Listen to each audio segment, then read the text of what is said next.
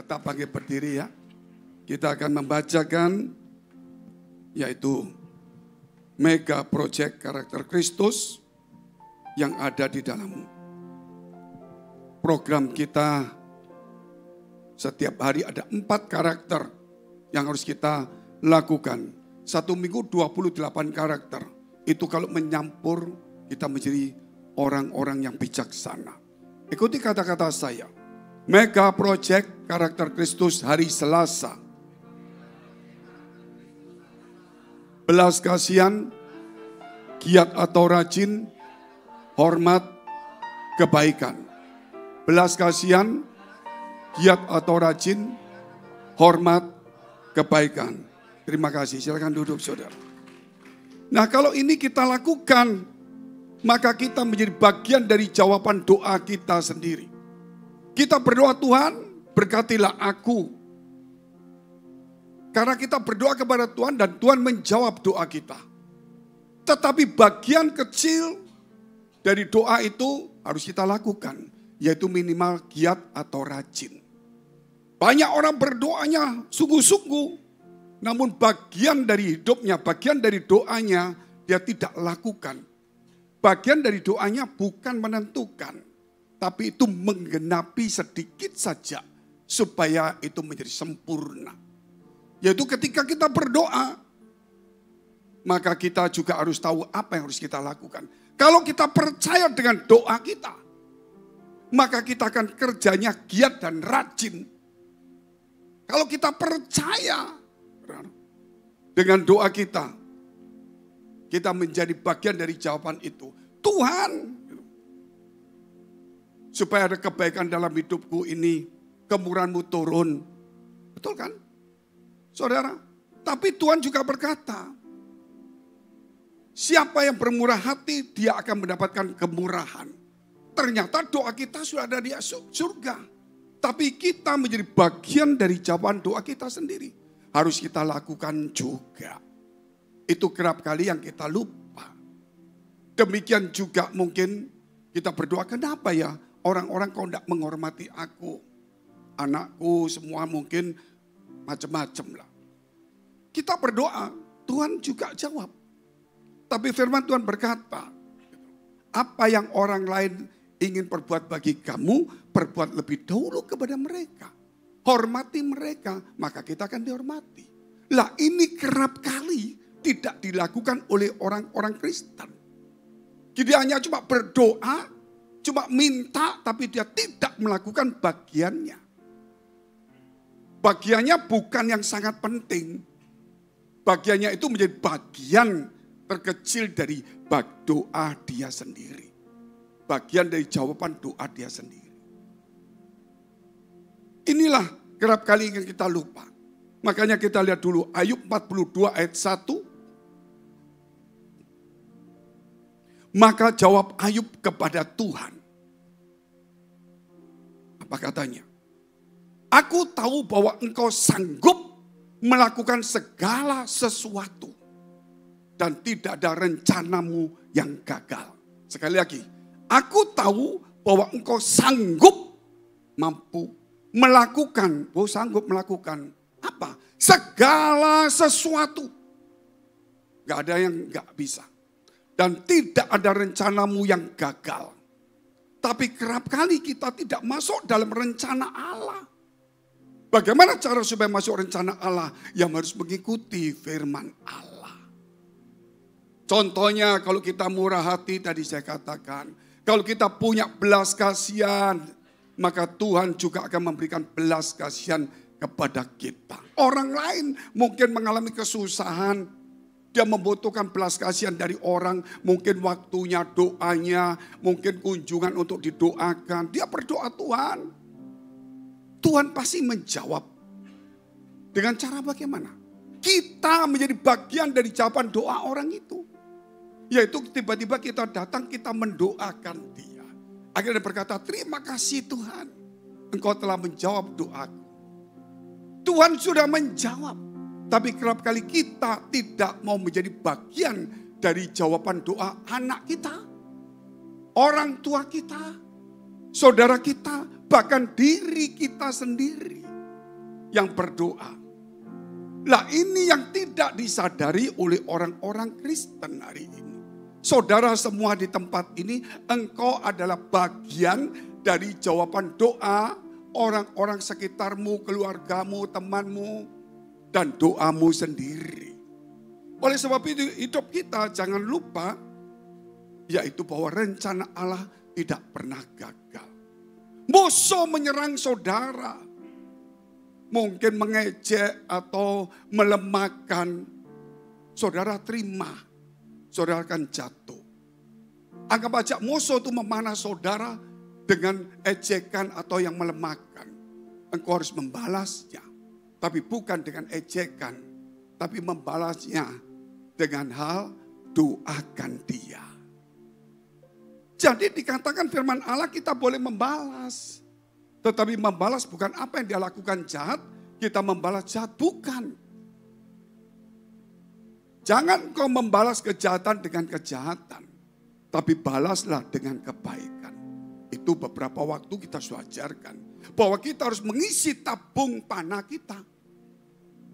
Tabung panah kita ketika kita ada di benteng, ketika kita mengisi tabung panah kita penuh, kita tidak malu dengan musuh-musuh yang ada di luar benteng yang ingin menyerang kita.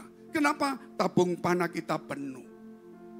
Nah, ketika dia mulai mencaci maki, mulai mengutuk kita, berbuat jahat atau menggosipkan kita, maka kita membalas juga dengan hal doakan, berkati, ampuni, kasih. Kenapa? Karena kita ada di dalam benteng, di pintu gerbang. Berarti kita ada dalam kebenaran firman Allah.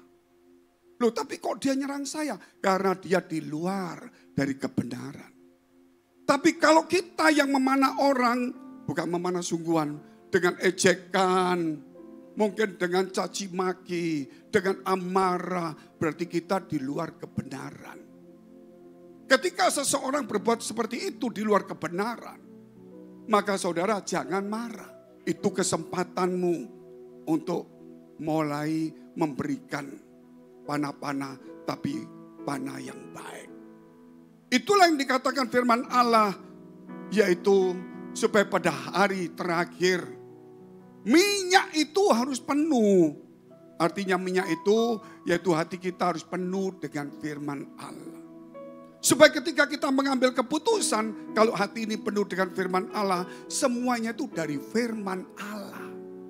Tapi kalau hati kita dengan kekhawatiran, ketakutan, kecemasan, semua keputusan muncul dari ketakutan, kekhawatiran, kecemasan.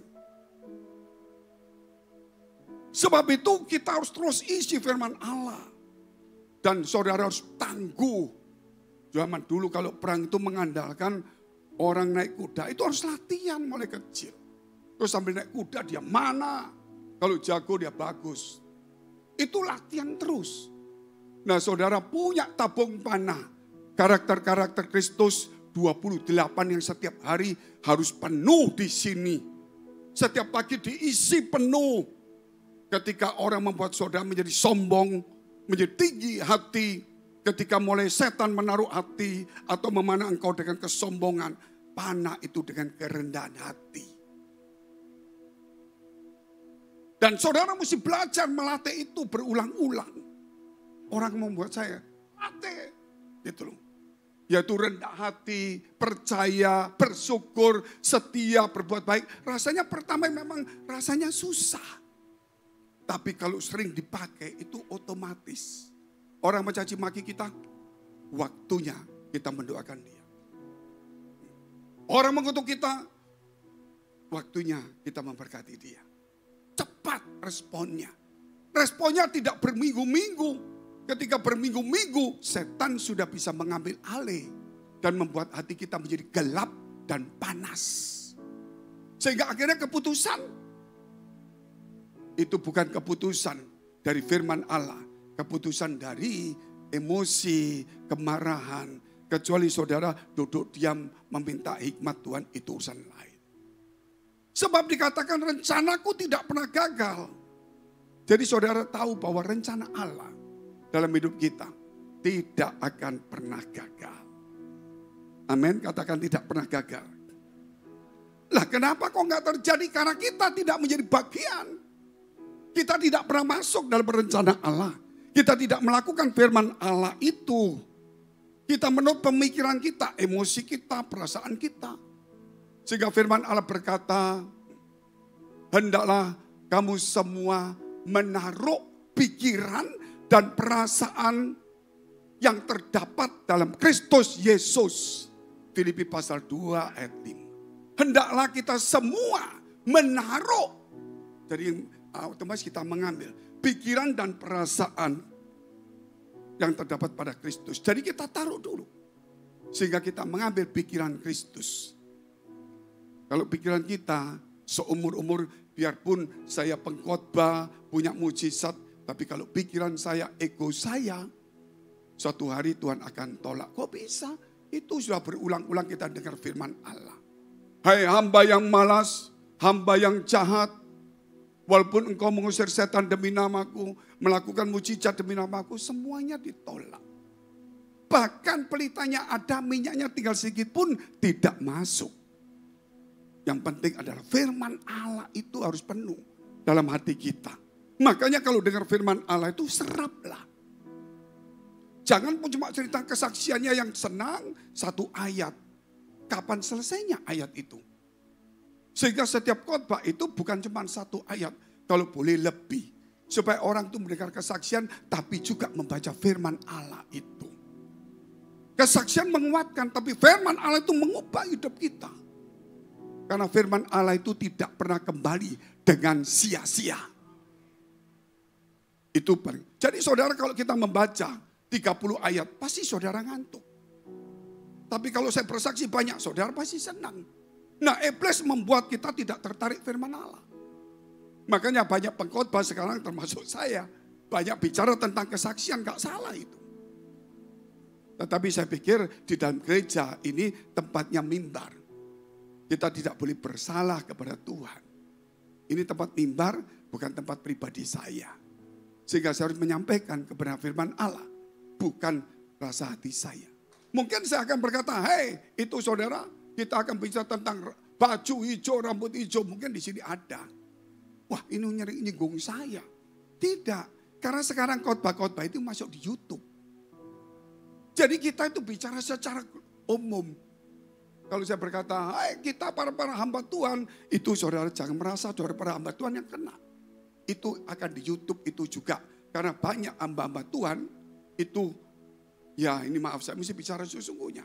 Itu banyak melihat YouTube kita. Itu jujur. Saya belajar dari beberapa teman, yaitu teman influencer semuanya. Dia datang kepada seorang yang berkata begini, hey, kalau mau terkenal jangan begitu dong. Kalau mau rame-rame panggil saya. Supaya followermu banyak. Tapi orang yang punya edukasi ngomong begini. Kita nggak bicara soal kamu banyak nggak banyak. Followermu banyak. Tapi itu untuk entertain atau mungkin hal promosi. Tapi follower saya nggak banyak. Tapi itu satu bidang. Bidang apa? Mungkin firman Allah. Bidang apa? Mungkin juga bidang pendidikan. Mungkin bidang hukum. Jadi jangan lihat follower, followernya 30 juta. Dia campur semua, promosi semua, saudara senang. Saudara mengikuti, tambah lagi dia tambah banyak, gak masalah. Kalau saudara punya follower 100 ribu saja. Tapi dengan materi yang bagus, khusus firman Allah, cukup bagus. Jangan cuma lihat 30 jutanya. Tapi 100 ribu dengar firman Allah yang bagus setiap hari. Amin. Tetapi itu tidak dipikirkan oleh kita semuanya. Kita campur ini supaya rame. Jadi akhirnya memang rame, kita senang, kita terkenal. Tapi semua itu cuma cari sensasi saja. Kadang dapat firman, kadang ini, kadang itu. Jadi itulah sama dengan sekolah. Kalau sekolah itu harus ada sesuatu yang mendidik orang dengan baik. Ini kalau saudara mau jadi influencer gak apa-apa. Tapi kalau menurut saya carilah satu bidang yang bagus. Tapi kalau saudara mau lebih terkenal untuk promosi, ambil promosi tapi jangan promosi terus. Mungkin begitu kan. Cari sasaran yang tepat dan larikan kembali kepada topiknya. Supaya kita bisa melakukan dengan baik. Edukasi. Itulah rencana Allah tidak pernah gagal. Kita lihat temanya, kuasa dari ketaatan. Kuasa dari ketaatan. Lukas pasal 5 ayat 1 sampai dengan 3 dahulu. Karena itu sampai 11 kita akan bagi 3. 1 sampai 3 dulu. Pada suatu kali Yesus berdiri di pantai Danau Genesaret. Yesus sedang orang banyak mengerumuni dia, hendak mendengarkan firman Allah. Orang mencari Yesus untuk apa? Banyak ingin mendengarkan firman Allah. Tapi ada yang ingin melihat mujizat, ada. Tapi kebanyakan mereka ingin mendengar firman Allah. Ia melihat 2 perahu di tepi pantai, yaitu di Danau Galilea. Nelayan-nelayannya telah turun dan sedang membasuh jalannya. Jadi perahunya kosong, nelayannya sudah turun, jalannya dibasuh, berarti itu sudah menjelang pagi atau agak matahari mulai terbit, karena mereka biasanya ngambilnya malam. Maka ia naik ke dalam salah satu perahu itu yang kosong, yang sudah tidak ada kerjaannya, yaitu perahu Simon. Kata perahu Simon itu pribadi. Kehidupan kita yang pribadi Tuhan ingin masuk. Contoh seperti itulah. Dan menyuruh dia supaya menolakkan perahunya sedikit jauh dari pantai. Lalu ia duduk dari situ dan mengajar orang banyak dari atas perahu. Jadi Tuhan ingin memakai hidup saudara. Dia ingin duduk dalam hati kita semuanya. Untuk mengajar banyak orang. Yaitu akan firman Allah. Supaya hidup kita tidak sia-sia. Menjadi tempat, menjadi saluran berkat firman Allah. Ketika kita mulai kerja, mungkin kita gagal seperti ini, ada kegagalan. Tapi belum kita lihat kegagalannya dia. Kita baru sampai 3 ayat ketiga. Kita sedang istirahat, waduh gagal semua hidupku. Dia kerja. Tapi dia basuh lagi, gagal. Walaupun gagal dia tetap membersihkan jalannya. Untuk besok cari lagi. Karena cerita ini mengatakan mereka sudah gagal. Ayat selanjutnya. Dia tetap membersihkan jalannya. Kalau kita hidup kita dalam satu kegagalan atau mungkin belum tercapai, jangan putus asa. Asa kembali pisaumu kalau engkau adalah tukang potong. Asang kembali kapakmu jika engkau pemotong tanaman. Amin. Asa lebih tajam pisaumu supaya ketika engkau memotong bahan-bahan di dapur itu cepat dan tidak banyak makan tenaga karena tajam. Tajam bukan lidah kita untuk menyerang orang. Tajam itu firman Allah bisa masuk di dalam hati kita. Kebanyakan kita ini, maaf saya ngomong, ya bukan saudara, semua yang nonton di media ini. Tajamnya itu di mulut, yaitu melukai hati orang.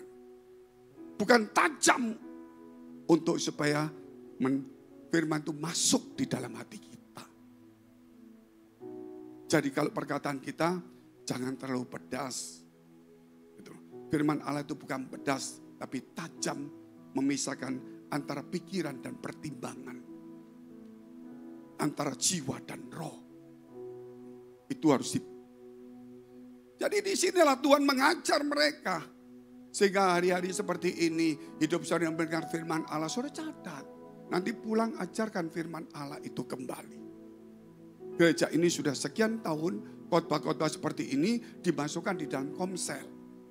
Maka ada beberapa orang menyampaikan ini tema-temanya dan poin-poinnya. Nanti ada beberapa orang, gak banyak, 5 orang menanggapi. 1 orang 2 menit. Supaya ada timbal balik. Tidak boleh keluar dari materi. Nanti suatu hari kita akan tambah. Yaitu ditambah pendalaman Alkitab. Karena sudah mulai banyak jemaat baru. Jemaat baru yang orang baru Kristen tidak ngerti dia. Apa itu iman, apa itu doa. Bagaimana itu puasa doa. Bagaimana itu diajar nanti di tengah-tengah. Setelah banyak jemaat baru. Kalau jemaatnya belum banyak baru, kita terus bertumbuh di sini. Setelah kita kuat diajar, kita mulai mengajar orang lain. Karena firman Allah itu bukan untuk didengar, namun untuk mengajar, mengubah, merubah orang, memperbaiki kelakuan. Itu firman Allah. Lah kelakuan kita sudah berubah enggak? Selama 10 tahun. Kalau suka menggerutu-gerutu terus. Mengeluh-mengeluh terus. Belajar waktu saudara selalu di luar pakai menggerutu, mengeluh. Sekarang saudara mesti belajar memakai panah saudara. Mengucap syukur. Bersukacita memang susah, tapi harus dilatih. Yohanes pasal 1 ayat 1 sampai dengan 3. Pada mulanya adalah firman. Mulailah hidup dengan firman Allah. Firman itu bersama-sama dengan Allah. Dan firman itu adalah Allah. Baca firman sama dengan saudara bergaul dengan Allah. Terus, ia pada mulanya bersama-sama dengan Allah. Sejak awal firman dan Allah itu bersatu. Menjadi satu. Segala sesuatu dijadikan oleh Dia. Tanpa firman tidak ada satupun yang telah jadi dari segala yang telah dijadikan. Ketika baca firman, itu bergaul dengan Allah secara tidak langsung. Apalagi kita melakukan. Kenapa? Karena firman itu menjadikan segala sesuatu. Kalau firman itu tertanam dalam hati kita, walaupun logos biasa, tapi kemudian bisa berubah menjadi kehidupan. Kemarin saya ceritakan sedikit ulang di sini. Saya tidak tahu bagaimana, kenapa dari bahasa mana, dari dengar mana, saya tidak tahu dari mana timbul kata-kata ini. Saya berjalan malam-malam, gitu. Ya di rumah saya di Singapura malam-malam habis makan, daripada mikir nggak mau jalan kaki, lihat-lihat gedung. Ada satu seperti dialog, nggak tahu dari mana kata-kata itu. Gitu. Seakan-akan berkata begini, kesusahanmu itu, kamu punya kesusahan, punya masalah. Aku mengizinkan terjadi, bukan aku menyetopnya. Jadi kadang-kadang, kok bisa begitu? Gak tahu dari mana ini, saudara. Coba kamu lihat, rambutmu jatuh, apa aku nahan supaya gak jatuh rambutmu? Tetap jatuh. Berarti aku mengizinkannya. Tapi kamu pernah gak tahu bahwa aku menghitung setiap rambutmu yang jatuh? Aku tidak pernah menyetop supaya jangan jatuh. Tapi aku mengizinkannya. Itu hidup kita juga dalam kesulitan. Tuhan, kenapa ada masalah? Tuhan, kenapa stop? Tuhan kadang-kadang tidak stop. Tapi mengizinkan terjadi. Tapi Dia selalu melihat kita. Dan menghitungnya.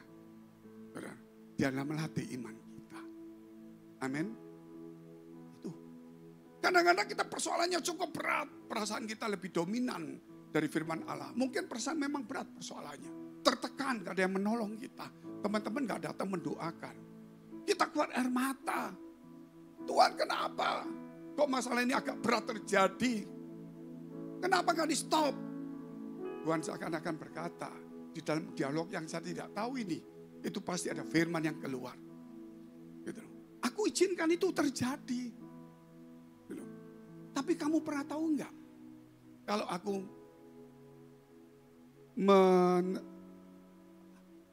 menadai setiap air matamu. Itu kan ada firmannya. Firman itu ada dalam hati saya. Tiba-tiba firman itu bicara. Saya tidak tahu dari mana. Rambut selai jatuh pun dihitungnya. Tiba-tiba munculnya kata-kata ini. Tiba-tiba bicara. Aku menada air matamu di kiribatku. Muncul. Kenapa aku izinkan masalah itu berat menimpamu? Loh, kenapa kok gak ditahan Tuhan? Gitu. Aku sudah pelayanan nih. Kok berat sekali? Tapi kamu tahu enggak? Kalau aku terus menada setiap air matamu. Betul juga. Nah kalau berat, pencobaan tidak akan melebihi dari kekuatan. Ketika melebihinya, aku yang akan intervensi. Karena itu bagianku. Engkau akan melihat musuh-musuh akan jatuh semuanya. Amin. Itu firman Allah. Dia hidup di dalam hidup kita. Mau kita baca, Allah jatuh. Ya tahu, bagus Tuhan. Gak masuk. Saya sudah khotbah ulang-ulang. Saya tahu artinya, saya bikin lagu, lirik lagu. Tapi firman itu hidup. Muncul ditambah kata-kata sedikit. Yang membuat saya pikir, oh jadi orang Kristen itu ada masalah persoalan. Tuhan izinkan. Kita nggak boleh cengeng dong. Amin.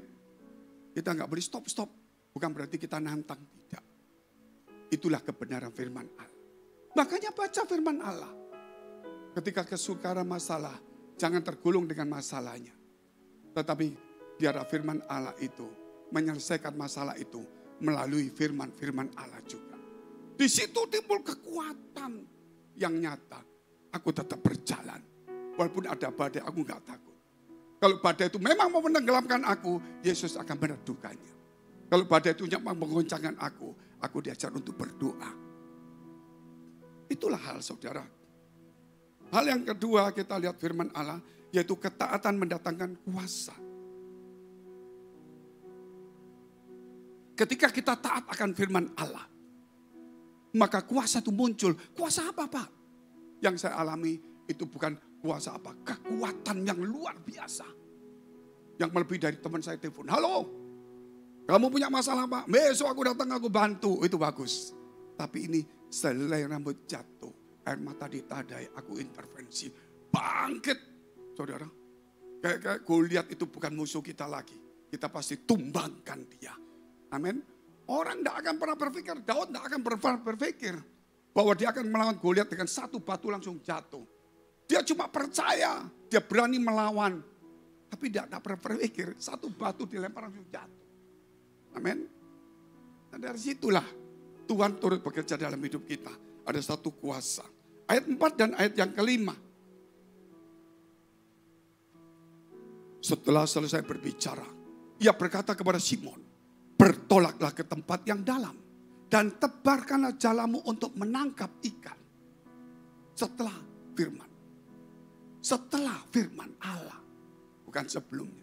Simon menjawab, Guru, telah sepanjang malam kami bekerja keras dan kami tidak menangkap apa-apa, aku gagal. Tetapi karena engkau menyuruhnya, aku menebarkan jala juga. Ketaatan, padahal sudah gagal. Gagal mau diulang ya gagal lagi. Mau sedih ya tetap gagal. Mau pulang di rumah tetap gagal. Mau merenung, mau ngamuk tetap gagal. Tidak berubah hidup kita. Tapi ketika Yesus masuk, ketika firman itu ada di dalam hati kita. Itu kita kegagalan itu tetap gagal. Tapi firman Allah masuk. Disitulah muncul pengharapan. Dan itu harus ada ketaatan. Dan itu siang. Sepanjang hari aku sudah menjalannya, nggak dapat ikan. Tapi karena engkau menyuruhnya, aku lemparkan jala juga. Mungkin setengah hati, aduh, malam apalagi cari siang mana ada ikan. Sudahlah, aku penjala Tuhan. Bidangku perbankan, bidangku finance, bidangku ini bagian ini, bidangku ini. Tuhan bidangnya apa? Tapi dia lemparkan jalannya. Tuhan bukan nelayan. Tapi dia bisa mengubah nelayan yang gagal menjadi berhasil. Dia bukan penjual anggur. Tapi dia bisa mengubah air menjadi anggur. Luar biasa enggak saudara? Dia bukan seorang tabib. Tapi bisa menyembuhkan orang. Dia bukan seorang yang hebat sekali. Tapi dia bisa membangkitkan orang mati. Hanya cuma satu. Yaitu firman Allah. Amin. Ketaatan. Ketaatan. Karena menjadikan segala sesuatu. Kita lihat 1 Petrus pasal 1 ayat 22. Makanya saya tulis buku saya, masalah adalah berkat. Ketika kita punya masalah, jangan lihat cuma masalahnya. Masalah kok nggak dilihat Pak? Boleh dipikir dilihat. Justru karena kita tahu itu masalah, karena kita lihat. Kita tahu itu masalah karena kita pikirkan. Itu masalah karena kita sudah pusing juga. Gak mungkin orang gak pusing ngomong gak masalah. Tetapi masalah adalah berkat. Ketika kita tahu itu masalah, bikin kita pusing. Ayo kita larikan. Firman Allah mengubah hidup kita. Masalah berkat, kenapa? Ya Tuhan izinkan terjadi. Supaya itu yang terjadi. Seperti saudara lihat. Kerang itu, tiram itu. Menghasilkan mutiara. Karena ada gesekan kecil lembut. Saudara lihat itu kalau kulitnya, dagingnya halus sekali. Begitu ditempel sedikit, sakitnya luar biasa dia. Keluar air mata, ditimbun jadi mutiara. Sama dengan mata kita. Kalau sudah kena debu yang tidak kelihatan aja, saudara kan bersihkan. Kalau yang lain kena pasir pun tidak masalah, mata. Tapi kalau mata sudah kena debu, saudara, kita tidak akan bisa melihat dengan baik. Artinya kalau hidup kita sudah ada debu dosa, kalau tidak dibersihkan, kita tidak bisa melihat rencana Allah yang di depan. Kita cuma lihat, sakit sekali, masalah. Ya memang sakit, itu harus dibuang. Iya sakit. Nah, kalau kamu sakit bisa lihat ke depan nggak? Nggak bisa. Nah ini hikmatnya bukan cuma sakitnya. Jadi kita punya hikmat. Oh ternyata harus hati-hati. Kerap kali bukan bicara debu, kerap kali bicara tentang pandangan orang yang bisa mengubah pandangan Tuhan pada kita. Makanya jangan cari penasihat orang dunia. Bacalah firman Allah. Tirulah iman-iman orang yang taat kepada Tuhan. Yang dirubahnya semua. Lihat kita. Karena kamu telah menyucikan dirimu oleh ketaatan kepada kebenaran. Taat kepada kebenaran. Bukan taat akan masalah. Sehingga kamu dapat mengamalkan kasih persaudaraan yang tulus ikhlas. Ketika ada masalah, jangan kita berantem. Justru kita bisa, yaitu mengamalkan kasih persaudaraan. Ketika kerukunan itu terjadi, maka berkat mengejar kita. Mengapa kita mengejar berkat di gereja? Karena kita tidak pernah menjadi bagian daripada berkat itu sendiri. Loh kok kenapa Pak? Kalau kita rukun, itu berkat ada pada kita. Nggak usah dikejar. Yang kita kejar adalah kerukunan. Amin. Kesatuan. Kalau kita rukun, kita mau berdamai, berkat muncul. Tapi gereja tidak pernah rukun, saudara lihat di mana-mana. Antar pendeta, antar semua gereja. Wih, mana ada rukun, saudara lihat itu. Makanya gereja ngejar berkat semua. Tapi kita kan punya karakter Kristus, punya panah. Saudara harus mulai gunakan panahmu hari ini. Berdamai, rukun. Itu kelihatannya bosen Pak. Tapi kita tidak ngejar berkat. Tugas kita yang kita lakukan. Tugas Tuhan yang kerjakan. Jangan mengganti tugas-tugas masing-masing. Nah, sehingga kamu dapat mengamalkan kasih persaudaraan yang tulus ikhlas. Hendaklah, apa? Hendaklah kamu bersungguh-sungguh saling mengasihi dengan segenap hatimu. Musuh saja. Kita harus belajar mengasihi. Mengapa sesama kita yang gesekan nggak bisa mengasihi? Musuh saja kita harus belajar mengasihi. Mengapa suami istri tidak bisa mengasihi? Musuh saja kita kasih. Saya punya banyak hal yang sangat dalam melukai hati saya. Dalam sekali. Orang yang saya layani dan sebagainya. Dalam sekali. Sampai anak saya minum susu itu tidak bisa. Masih kecil. Orang yang saya layani yang kaya justru mengambil uang saya semuanya. Dia minta tolong pada saya. Usahanya miliaran. Saya punya uang tidak banyak. Tolong. Saya yang melayani dia. Menjadi sampai dia bertobat dan semuanya. Satu keluarga. Akhirnya bilang, tolong Pak. Tolong. Saya cuma butuh uang untuk beli tanah sedikit. Karena akan dapat kredit miliar. Ya saya kasihlah sudah. Kasihan daripada enggak. Itu kesalahan saya. Uang saya kasih semua ke dia. Itu zaman dulu 500 juta gede juga. Kasihan karena dia uangnya butuhnya miliaran. Bilang, itu saya menjadi Tuhan. Salah. Saya tidak boleh menjadi Tuhan. Saya butuh Tuhan. Saya kasihkan 500 juta. Kreditnya keluar. 2,5 M. Dia bayar cuma 150 juta. Itu pun dia angsur pelan-pelan. Dia foya-foya. Kita tidak punya uang. Di bank habis semuanya. Susu tidak bisa beli. Saya datang ke mertuanya kaya, saudaranya kaya semua. Penjual pokoknya saya nggak bisa ngomong. Datang saya bilang, saya nggak minta banyak aja. Kembalikan sebagian supaya kita bisa hidup. Kan saya pelayan Tuhan. Saya cuma dikasih roti mari. Bayangin, saya yang dikasih roti mari. Saya bilang, terima kasih. Saya pulang. Gak apa-apa. Kita tetap pergi NTT aja. Kita pelayanan. Anak saya bawa ke NTT. Berbulan-bulan di sana.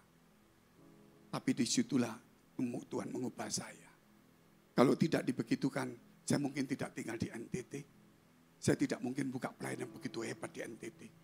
Sampai seluruh gereja, ratusan gereja Protestan. Kami boleh melayani sampai hari ini. Tanpa izin dimanapun juga boleh. Sudah hampir 20 tahun. 96 sampai sekarang. Hampir 30 tahun. Walaupun jemaat saya tidak banyak. Tapi situ ratusan ribu semua. Saya boleh melayani kapan saja. Belum ditambah dengan YouTube. Bapak Ibu yang dikasihi Tuhan. Kalau tidak melalui masalah. Kita tidak akan melihat kemuliaan Allah. Kalau kita tidak kena berdebu. Kita tidak akan menjaga mata kita. Amin. Saudara kalau yang pakai kacamata. Begitu saudara melihat. Apa namanya itu? Kodenya lemari besi saudara lah. Uang saya di banyak situ. Saudara mendadak butuh nih. Ini mesti transfer atau cepat-cepat ini. Saudara pas gak ada kacamata buka. Setengah mati, salah. Apalagi kalau sampai salah terus di-failkan. Setengah mati. Walah, gampang sekali. Hidup itu harus punya mata iman. Amin. Harus punya mata iman supaya bisa melihat pinnya Tuhan. Bisa melihat kodenya Tuhan, bisa melihat jalannya Tuhan, bisa melihat rencana Allah. Makanya ketaatan firman Allah itu mendatangkan kuasa dalam hidup kita. Itu. Kita lihat yang terakhir. Saya lompat saja karena ini 2 seri ayat ini. Jadi ada pandangan-pandangan yang berbeda. Yang ketiga, penjala ikan ke penjala manusia. Meningkatlah hidup kita. Ada peningkatan. Dulu saya jual barang gak pusing. Jual aja. Dulu kan jual semua. Jual aja. Jual aja. Tapi sekarang kita jual bukan jual produk juga. Kita mulai touch hati orang. Kita ramah. Kita datang kepada dia. Kita datang. Aku mau cari barang ini. Oh iya. Saya kemarin sama teman saya memperbaiki kacamata. Karena enak. Ujuk kemana ya? Ke toko kacamata. Permisi, saya bilang kita harus bayar. Tidak beri tidak. Datang ke dia. Dia lihat gini, pikir beli. Saya mau perbaiki kacamata. Ini bosnya langsung lemes. Ditolak nggak bisa. Diterima juga, bikin repot. Setengah hati ya nggak apa-apa diperbaiki. Kita omong-omong. Setelah saya bayar nggak boleh, harus bayar nggak boleh. Ini dunia sudah berbeda. Jadi bukan jual produk, tapi touch hati orang. Gereja juga tidak boleh cuma jual firman. Tapi harus bisa menjamah hati orang. Amin. Lebih ramah, lebih rendah hati. Dunia sudah beda. Gitu. Sudah beda. Sebab itu hari ini jangan cuma bingung dengan produk saudara yang hebat. Produk yang hebat kadang-kadang nggak laku. Yang laku adalah servisnya pelayanan itu. Jadi gereja juga nggak bisa. Kita harus berubah. Hidup kita ini dari penjala ikan menjadi penjala manusia. Kalau saudara tetap penjala ikan nggak masalah. Tapi rubahlah hati kita juga. Kerjasamalah dengan yang lain. Kok bisa kerjasama? Contohnya ini contoh satu saja. Ketika dia nyebarkan jalannya dan jalan itu penuh sampai hampir koyak. Saya tarik bisa dapat banyak. Tapi perahu saya tenggelam. Yesus mungkin gak mati, saya yang mati. Ya waktu ini dia bilang, hei teman, hei perahu-perahu yang kosong sini. Bagi-bagi. Satu hari pasti yang sana penuh, dia bagi ke kita juga. Hidup itu ada kadang-kadang Allah. Kita lebih, ada yang kurang. Kita harus berbagi. Suatu hari kita kurang, ada orang yang lebih. Mungkin hari ini saya lebih banyak. Saya tolong banyak orang. Suatu hari mungkin anak saya tidak seberuntung saya. Suatu hari mungkin orang lain, dulu papamu suka nolong aku dan sebagainya, nyekolahkan anakku. Sekarang aku bantulah kamu. Amin. Enggak semua orang lakukan itu.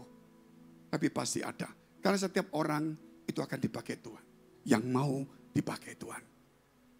Oleh sebab itu, tapi ini lain. Setelah dia berhasil menjala ikan dengan kuasa Tuhan, kaget dia. Waktu menjala, dia langsung duduk diam. Aku kerja mati-matian.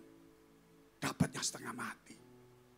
Tapi bersama dengan Tuhan, hidupku tidak kerja begini. Tetapi aku bisa menjadi berkat bagi banyak orang.